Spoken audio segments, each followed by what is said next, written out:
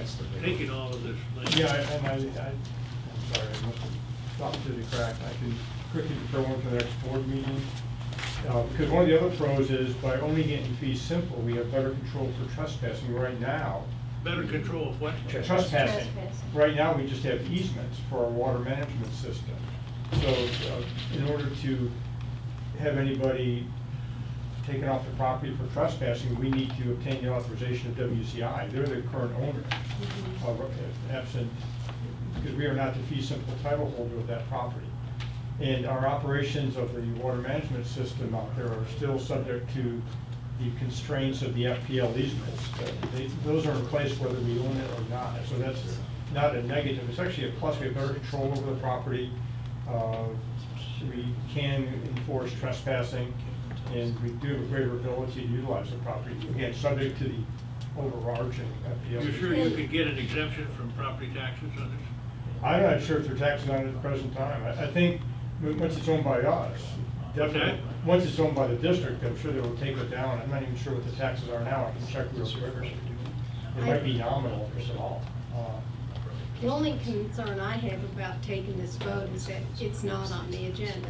And I think we need to try and get away from voting on lots of things that aren't on the agenda. Okay. Yeah. I'll place on the next item, the next agenda.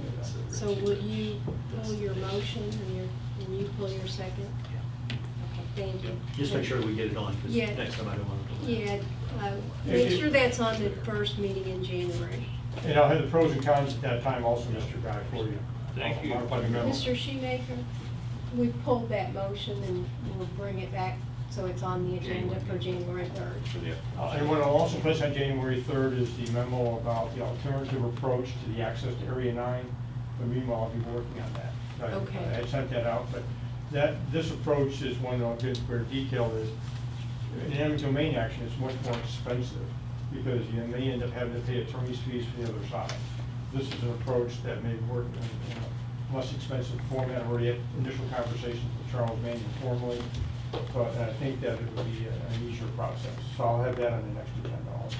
Great. With regards to the local streets and roads, and going through the title report, interestingly enough, the title report reflects that Town Lakes Drive is still owned by WCI. And so we propose that they send us the quitclaim deed and not the association. The property appraiser lists that. Wait, Town Lakes? Yes. Oh, good lord. Yeah. And so, It's only 9 years. yeah, and so the property appraiser lists it as being to the association, but the title work shows it as being WCI. So That's send good. that out. Yeah, and I have the other letters finalized to send out to the other two to wrap those up quickly, hopefully. Carina Phase 2 permit challenge. That's the one with regards to the issue about the lake maintenance easement width along the flowway.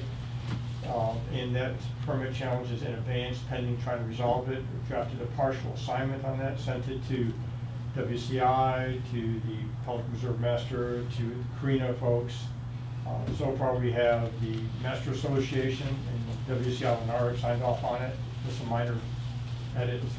And just waiting Carina, so hopefully we can have that wrapped up in January too. That way we could have the partial assignment of the easements we need to access for maintenance and then drop the challenge. So that's pretty cooperative effort there. Okay. Where are we on the license agreement on the villas? Um, I saw Mike was here. We had a number of them drafted. Chris, I think, has been playing Santa Claus helper and going out there and trying to get them. You're signed. working with Mike? And we have about 13 of them executed. I appreciate Chris doing that too. And are we gonna talk about flowway maintenance and Colonial Country Club? That's under, That's that's down number- the line, is it? yeah, 5B. I'll hold off on that. All right, I'm going to move to the consent agenda then. That's the minutes of the October 18th meeting and the financial report of October. I'll move approval of that, but I have 2 items on the minutes. Okay, do we have a second? Second. Thank you. What are your items On on the the minutes? minutes, on line 135, Can you pull those up, Chris, on the screen? Whoever's running the Okay. machine. agenda page 119. Mhm. line 135. Flavia's last name is Walsh, W-A-L-S-H. Okay. It's line 135 and 136. And at the end of the minutes, the time of the meeting is not indicated. You are correct. Was this the world record meeting? No, That nobody believed it?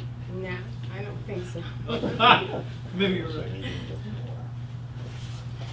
No, that was the November meeting. Yeah. So That needs to be filled in. your motion includes those corrections for approval of the consent agenda items 4A and D, right? Exactly. And the second agrees to that. Yes. Okay, all in favor? Aye. Any opposed? All right. Action items, acceptance of West Haven plat and infrastructure estimate. Mr. David Caldwell is also here to speak on that item. Question on that one. They're almost done building it. Is this typical that we wait this long? I thought the plat would have come, of course, before construction started. The plat's come up for a while, they submitted it, and we had some questions and made some changes, and basically the plat was approved, but Tony had two minor comments on it that were about the drainage easements they were dedicating to us, but none of the drainage easements or drainage was ours, it was all contained on site, so. That's been fixed. Okay.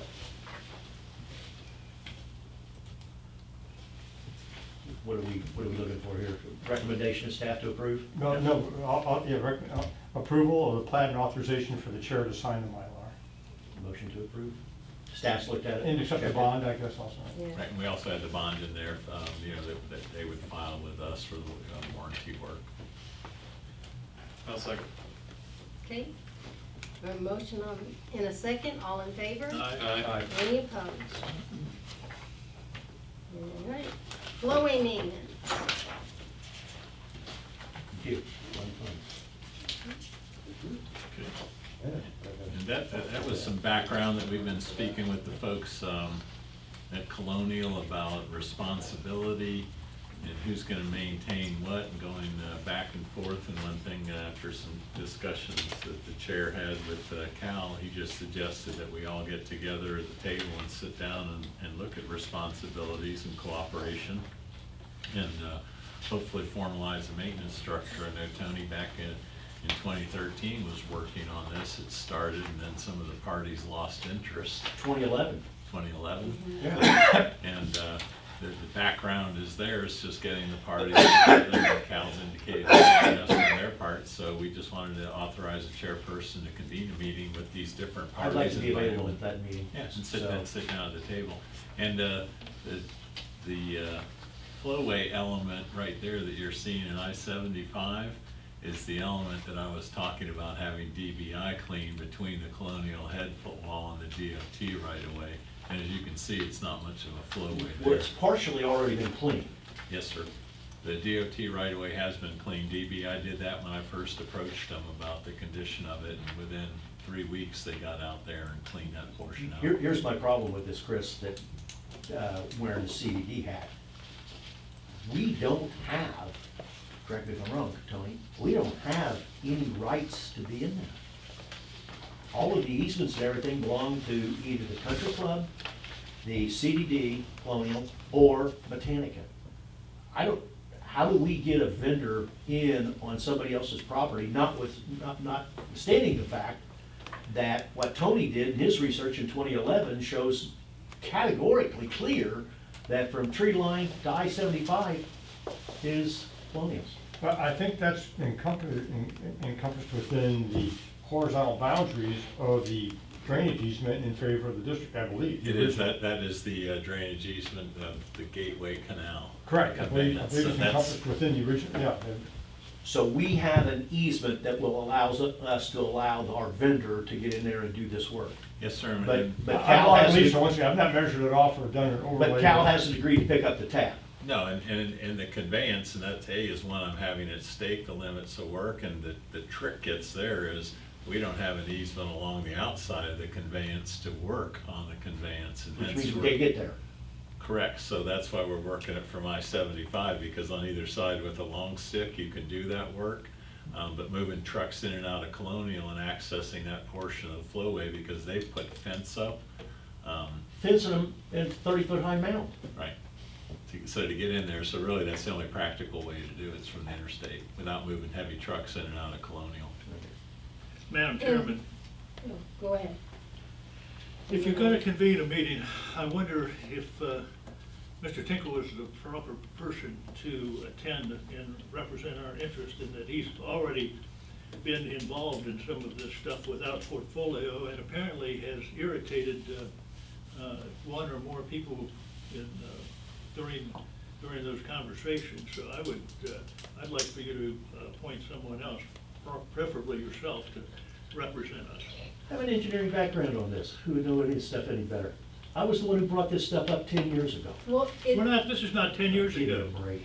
I'm going to the And- meetings, so it doesn't and make any difference. let me just say this preliminary meeting is not engineering related. This is trying to mend fences that got broken by a previous chairperson. So this needs to be kind of a meeting of the minds and an agreement on how we're gonna handle this going If we forward. look, I understand what you're saying, but if you look at what Tony, our attorney, has furnished us, the ball is in their court for this. What he has told us is 100% factual. The permit calls out, and the agreements call out, 2 different agreements, one with them and one with Botanica, that puts this on their deal, not ours.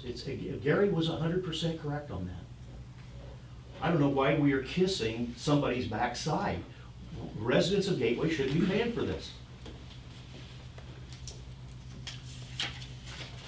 And Mr. Tinkle, one of the things is I think the estimate from DBI is gonna come in more on that like $6,000-7,000 range, and my interest is more getting this addressed before another rainy season No, I started. totally agree. I And totally agree. I don't know if we can get an agreement together with all these parties and execute to make this happen, so my intent was just to bring the bid back and at the board and let them make the decision at that time, and then maybe we can also ask Colonial to chip in when we have the price versus trying to get a guarantee from them up front. And I know that, just for the ability to, because I have had some preliminary discussions, and a meeting isn't gonna be feasible until probably the second week of January anyway, so maybe he'll have the information that we need to do. I certainly want Chris to proceed with the DBI doing this work, because I agree, it needs to be cleaned out. Should have been done 10 years ago. But the issue is that the continued ongoing maintenance of this Right. is a separate issue. And I guess I'm trying to understand, Madam Chairman, the meeting will be held the second week of January, third week, sometime around there after the holidays. It'll have to be, after the holidays. Among the various groups, to have initial discussions about concerns and desires as to how to proceed further. Yes. It's more Yeah. collaboration. Right. Coming together with the different groups and coming together in principle, I saying, agree. let's work together with this, and it's not a finger Yeah, pointing. and again, I agree that any agreement, if it was to come out of it, it's gonna, especially if you're talking multiple governmental bodies, and they only meet once a month, annually, the association board, we're talking, it will take a while for that, to hammer out agreements as appropriate. And I think the collaborative effort is probably the better effort. And if it's costing $6,000 to $7,000, to get where we are now, and for Chris to take, get DBI to do it, that's fantastic. And to keep going ahead, as Chris has been doing, along those lines, while we're working on this other item. If Mr. Tinkle wants to attend the meeting, if that's gonna happen, then we're gonna have to notice it as a public meeting. We're gonna have to take minutes, and so we all know And that. I think this is more of this may even take more than one meeting for there to be an agreement to work cooperatively. Yeah. Because there's some previous issues were created that Yeah, have to be overcome. And quite frankly, I understand that, And one thing and I mentioned this way back then, the first shot was fired by Colonial against this district. I When know. Colonial sent the nasty gram to this district saying I we weren't doing remember our that. job. And that's when I did the research and said, whoa, wait a minute, it's really, but anyways, that's Well, but that's the- water Yeah, under the that's in the bridge, so to past. speak. Why is Botanica in this when there is, as I understand it, not one drop of water of Botanica that flows into the flowway? If I recall correctly, and I have to go back to my volumes of materials, I believe that part of Botanica, the platted subdivision, goes into the flowway. It's It does. covered by the flowway easement, so they have a property interest, and so I think that's probably why they're. Because the only water that runs off I of think that's- Botanica is the water that's along that south Yeah, deal. and so at the end It's of the minimal. day, they may or may not need to be a party, and that's part of the fleshing out process that Mrs. Feinberg will engage in with them. But they own a strip along there subject to the Gateway Flowway. And what did you come up with on your legal findings relative to the sharing of the cost of the Area 9 operation? But I haven't completed that yet, and my initial reaction is they may not have any other application, but I haven't finished that yet. Because that is the water, that again is the ultimate outflow for Gateway. I understand that Colonial goes into that, but they're outside. Well, it may have been a trade-off, since we pay no percentage of that piece they They own, widen. it may have been a cut. They widen the flowway. Yeah. Okay. But I'll just be on standby awaiting word from the chair and the manager how to proceed. So, I think we once need they're- a motion to authorize me to move forward to try and convene a meeting with all parties. Motion to approve. Do I have a second? Second? Okay, all in favor? Aye. Any opposed? All right, that takes care of that. Acceptance of audit engagement letter with Burger Tombs, Elam, Gaines, and Frank. Move approval. Second. I have a motion and a second, any discussion? Before the board votes, I sent some comments, suggested changes to Steve and to Michael. In the proposed audit agreement, I'll hand out language that gives me heartache, or, not heartache, a headache. It's on page, let me find the page of the agreement, it's called Claim Resolution. And I've highlighted language on page 205 of the agenda. Was it limitation of liability?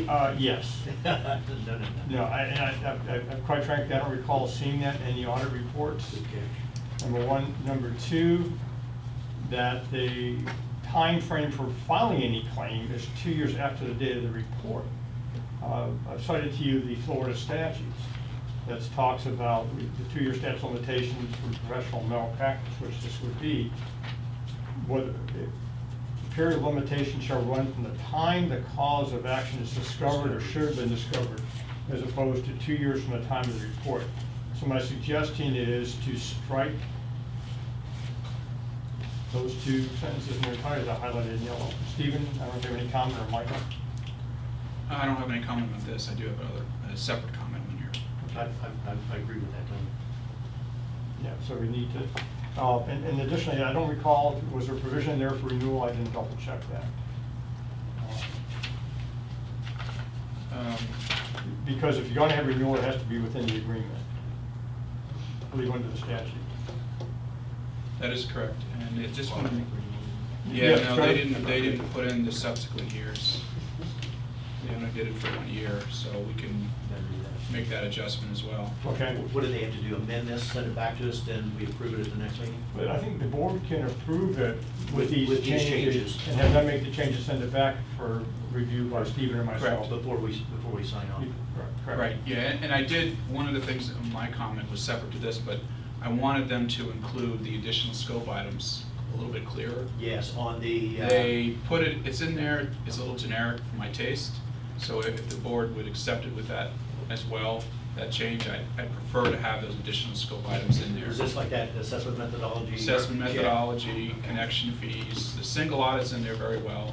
I did a good job of putting that in, but a couple of the other things that we talked about, I don't want there to be any. Who's going to formalize a letter to them explaining all this? I will take Tony's email And and then yours. my notes and send it to them and request the changes. It'll come back to Chris and Tony again one last time, and then if the board is willing to accept this with those changes, then it can be signed. Bill, you want to change your motion and I'll second it? Subject to these I was changes. thinking that I would just pull my motion. Okay. Want me to make it the second one? You gonna make another one?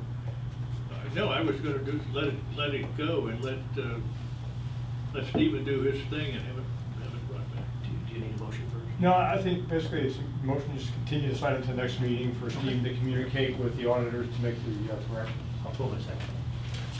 All right. ADA site compliance proposal. Yeah, I'm just bringing this back. We had Scott call in at the workshop and do a little presentation, and I believe you guys got to ask your questions and talk it over with him. He's provided his statement of work and his agreement here for you guys to look over. I know you wanted a little bit more information on their scope. So this is for your review. I know Tony's made some comments on the agreement. I asked for the Word document. He's been out of the office, so Okay. I still have your comments, but I haven't got the Word document for him to go ahead and complete. So this is, I don't know, do you have a copy of your comments for them? Yeah, it's all handwritten though, they probably can, I can hand them out. That there are issues about indemnifications and limitations on liability and all kinds of other arbitration that I'm quite frankly surprised if other governmental bodies sign this document as is, quite frankly. So we need to bring this back. I would suggest bring this back. After they've approved your. Yeah, after I've redlined their version and we have something, because these are substantive issues, but also they need to get rid of water set central CDD that shows up in their scope of work. I saw that. Sounds like it's copied from another one. Yeah, I mean, I've been known to do that, but they're pretty good at it. So yeah, if we can get that word, Might or, answer your yeah. question that somebody else got hooked on a limitation of liability. All right. That brings us to Phil Measy. Proposed amendment to the CDD regulations concerning golf carts and Pelican. We're, if nothing else, we're persistent. At the September 6th meeting, we didn't have a definitive resolution of what we had requested, partially because we brought it as a reconsideration, but we changed the approach, and now we are looking at it as an amendment to the resolution. I think you're all familiar with what we're asking for. We think that this is the best answer for the safety of golf carts and bicyclists in Pelican Preserve, to have the golf carts use the right-hand vehicle lane and the curb lane to be designated to be exclusively for bicycles. Most of the people in Pelican Preserve support this approach. We agree there's no right answer, but I'm hoping that the board, since all but one member are not residents of Pelican Preserve and aren't on the ground to see how the golf carts actually travel in Pelican Preserve, I hope that you will go along with what the community, predominant part of the community wants with regard to this particular regulation. Tony has pointed out to me that, and it's mentioned in the document that we sent to you, that there would need to be a change in the development order to actually complete what we have requested. So you could take two approaches to this. You can either approve it subject to the development order being changed, or you could ask the staff to get the change to the development order and then come back for final approval. What's in this that's requiring a DO amendment? Want me to speak to that? Yeah, Okay. go ahead, Tom. I don't have a copy here, but there's a letter dated February 6, 2001 from Norman Trebelcock of RWA Incorporated. He was a traffic and transportation consultant for RWA, to Saeed, who was I think, the city engineer at the time, that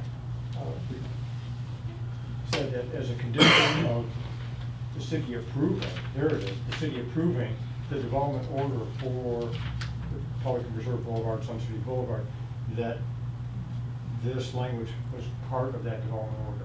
So, And so if we're changing it, we have to get the amendment. correct. Right.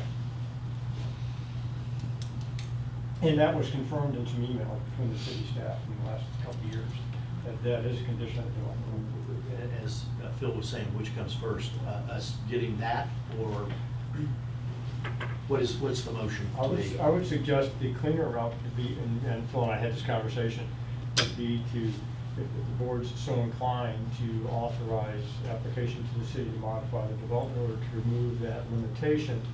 Otherwise, if you were to adopt a resolution contingent upon some subsequent action, it could get confusing to the public as a whole. You have a resolution out there saying, here's where you should drive. Oop, but this resolution doesn't become effective until the subsequent act, and that And could be confusing. So you want to go. And it may never Could happen in deny the it. resolution on the It could record. deny the So application. you want to go the DO route If the first? board's so inclined, that would be the. Is that the appropriate step. is that the recommendation of the council?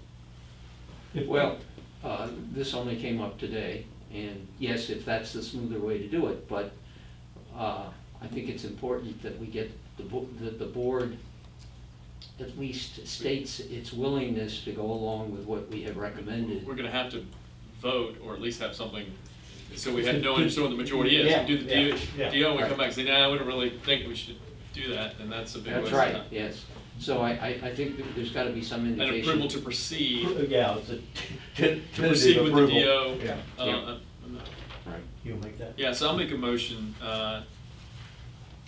to, Tony, we give you authorization Yeah, with Chris, and if necessary, and just and engineer staff to also. proceed with the DO modification for the proposed amendment.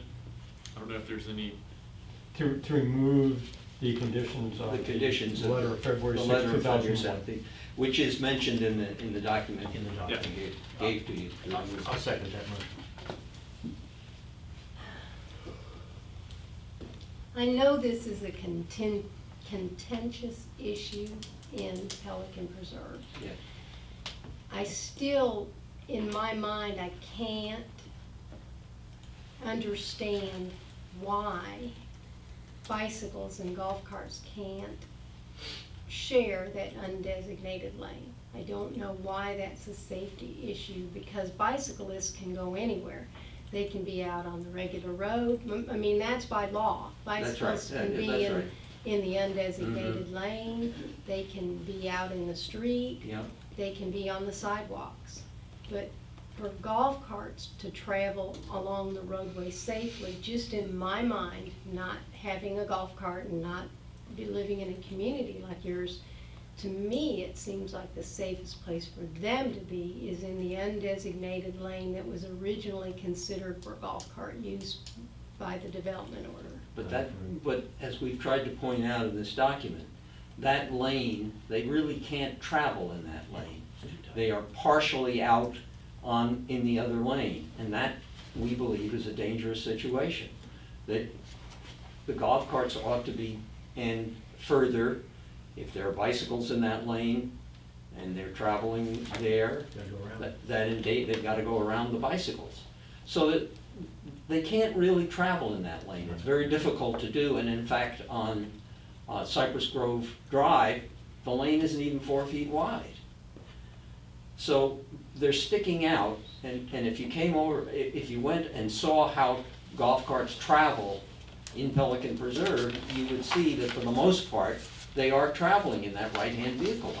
Yeah, put it in the lane. Most of them do that. And we just believe that is the safest way to go. Predominantly, the community believes that. And I guess I'm hopeful that the board, you don't live there, and you don't see this. But that's the way the golf carts travel, and that, we believe, is the safest way to go, and the community agrees with us on that. Well, I guess that, since you're saying that most of the golf carts travel in the road now, Yeah. I think the way that we wrote the resolution before was that they Should. should, not that they were mandated to be in that 4-foot lane. But what you're asking us to do is kick people out of that 4-foot lane that want to use it. So I guess the golf cart owners have never come to this board and said, hey, we don't want the bicycles in that undesignated lane because we don't think it's safe for both of us to be using it. But the bicyclists have come and said, hey, kick the golf carts out of our lane, we want it for exclusive use. And that's, I guess I have trouble with that, because if you're saying most of the golf carts are riding in the regular road lanes anyway, and not that many people actually ride their golf carts in the 4-foot lane, I don't know where the problem is here.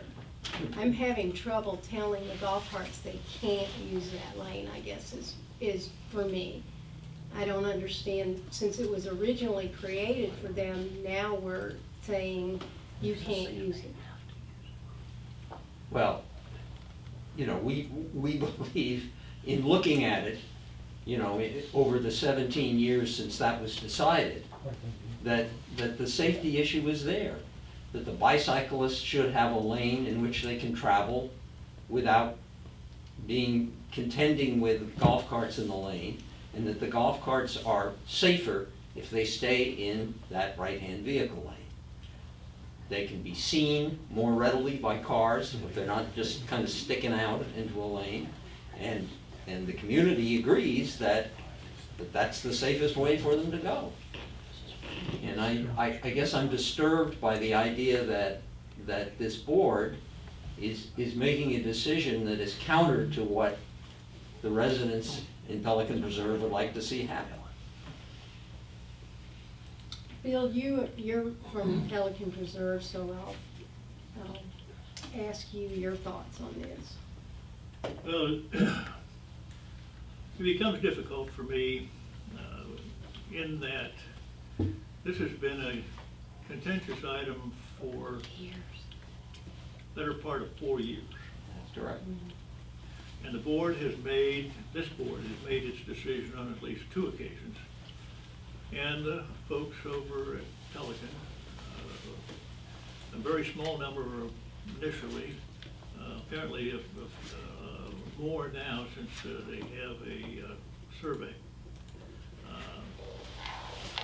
feel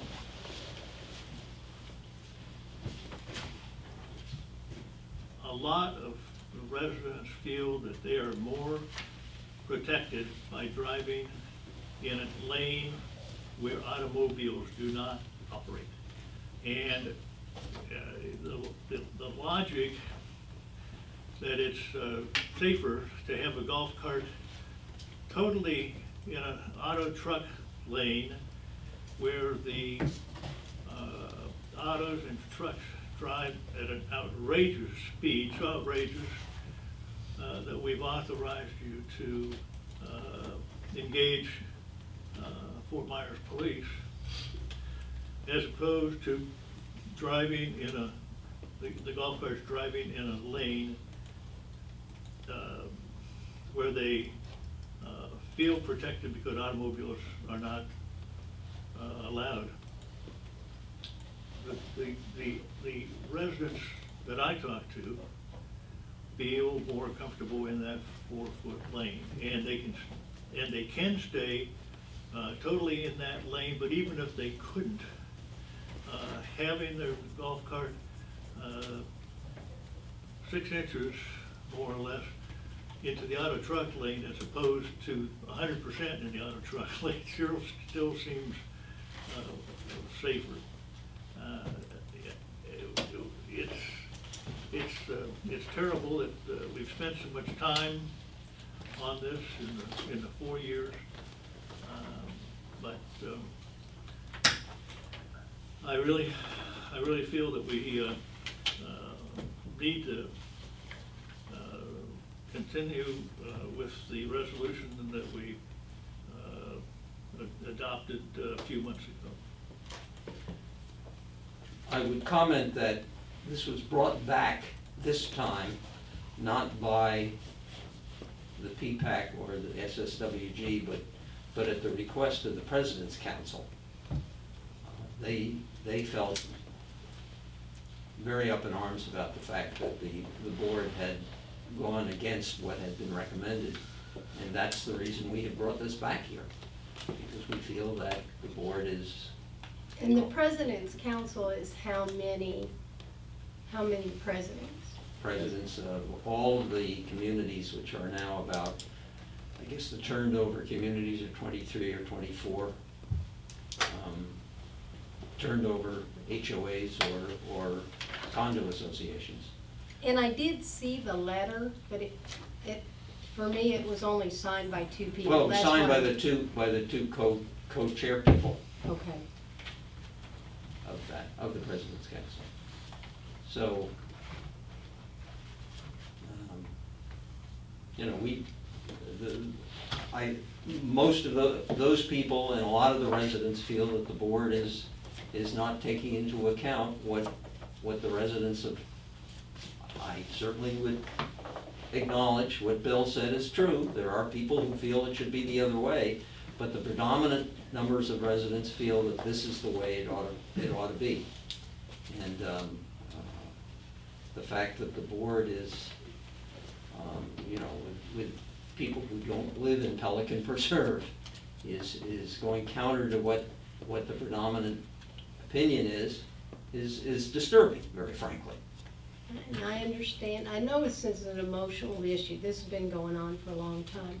Tony, what kind of liability, since the district owns these streets, what kind of liability is there to the district if we've got golf carts out in the road travel lane? Because these are golf carts that have to be roadworthy, we don't know if they are, they have to meet certain criteria, so what kind of liability are we looking at? The district has liability for all its operations, so it's possible, if we have a duty, we have a liability. The question is, what is the risk of a claim being successfully brought against the district?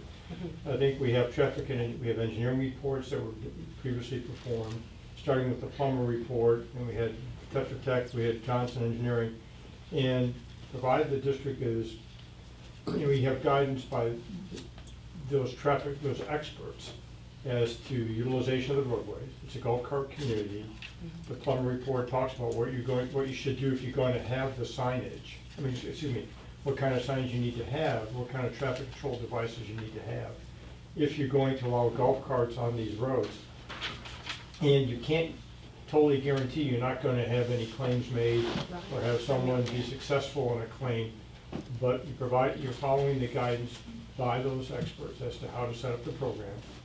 And you have a city of Fort Myers development order that addresses utilization in respect of the roadways. So you have those particular approvals and those recommendations to look back on as a basis for your decision. You have a certain amount of discretion. It's not arbitrary, capricious. And again, there's no perfect answer, but I think the way to try to minimize liability totally is to not have any golf cart utilization of district roadways. But then you're still gonna have a situation where somebody gets in an accident, still gonna claim that somehow the roadway conditions weren't appropriate or the signage wasn't appropriate, and you didn't say we can't operate the golf carts. So, I guess. Is there any reason that the county, when we go in for the Well, the city, you DO, mean. I'm sorry, the city, we go in for the DO amendment, that they are going to disapprove it? I have no idea. I've had no real conversations with them substantively about this. Well, that would certainly, to me, cause alarm if that were the case, that we at least go that far based upon what 56% of the people say they want. Again, from the standpoint of the question about what's our exposure, we're allowing an activity to occur based upon an initial report that was prepared many years ago, utilizing a signage program, hopefully that's consistent with what was recommended. And we've had studies since that time with regards to where the travel should occur. Again, I've mentioned before my problems with the Johnson Engineering report, where they said it should be 6 foot wide, and they used the parking aisle width Yeah, for that. right. And they could point to no other standard to indicate where that came from. And again, I don't see any expert reports saying that this travel lane closest to the curb should not be utilized. I don't think we have anything like that. Chris, you aware of any such report? We do have the original Plummer's report and the other report. So I think The Plummer report did not support the use of that by golf carts. but it supported utilization of a golf cart program, and this development order was in Yeah, effect yeah. at the time of that report, if I'm not mistaken. That's correct. But it didn't say don't travel in that lane either. I don't believe Plummer said don't travel in that lane Mhm. closest to the curb, and you have the development order that says that's where it should occur. So again, I think the district, The development order was written, I don't know how many years ago, so. 2001. It does, well, that letter That was, letter. that letter came out in 2001. I don't know when the development order was. Probably 2001, 2002, 2003 timeframe. Yeah, It's probably the timeframe. and And Plummer's I report was would after that. submit a lot has changed in that time. In that, I don't believe that that is relevant to what's happening in Pelican Preserve today. But there's no engineer's report that says, and again, I think we brought this up before with, if there's a discussion or concern about increased volume or change in demographics or anything else, that may be appropriately the subject of an engineer's report. But that's not out there, we don't have that information, we don't have that study. So again, getting back, basically the district has, I think, taken the steps as appropriate to have a program consistent with the regulatory development orders and consistent with the prior reports concerning operating golf carts. So, you can't be bulletproof, but I think it minimized exposure. I understand. So will you repeat your motion and I'll call a vote? Yeah, Motion. I think it was Get the mine. development order. Yeah, Yours. my motion was to have Tony and staff proceed with the submitting the DO with the amendment modifications that where is it? It's on page Yeah, 229. so with the proposed amendment to the Gateway Service Community Development District Board Supervisors concerning where golf carts should be operated on the main roads in Pelican Preserve. And I'll second that. Okay, I have a motion and a second, and I'll call the vote. All in favor? Aye. All opposed? No, And I'm opposed. I'm sorry, Bill. Sorry.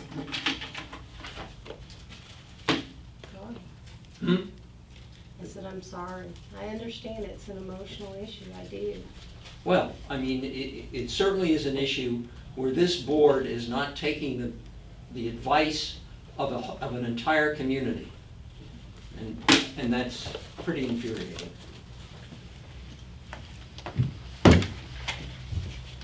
Remember, this comes back to bite people when we have stuff here in Gateway. I don't want to hear Tony Reserve talking about it. I agree with Bill. It's not right.